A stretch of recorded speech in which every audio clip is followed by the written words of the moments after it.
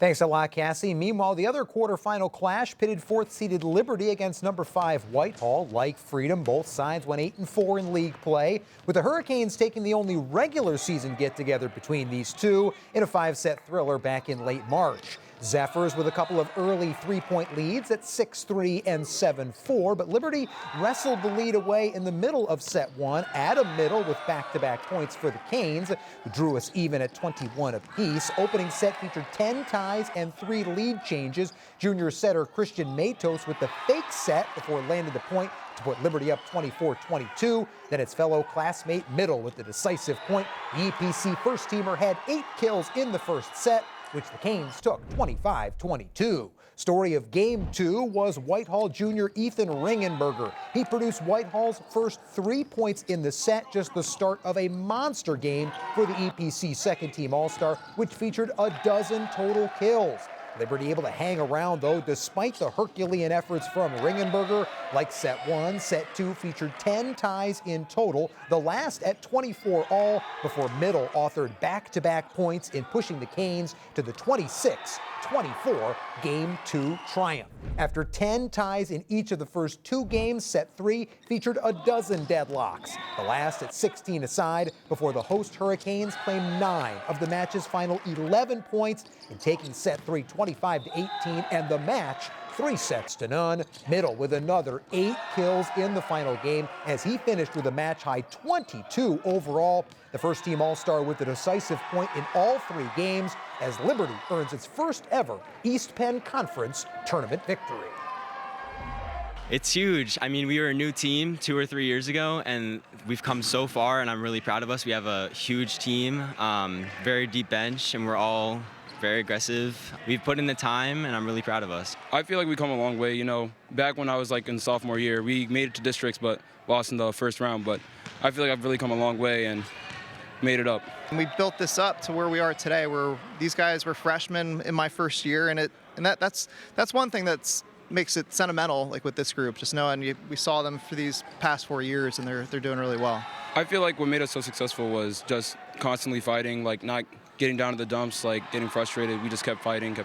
Goal number 1 was just to make it to the EPCs because you get to play extra volleyball. We're here to play volleyball, and we want to play more volleyball. We got to beat Whitehall tonight, and we got to play more volleyball. So it extends our season, gives us more quality reps, more practices that are meaningful to prepare. So we're excited about that, and yeah, we want to see what we could do.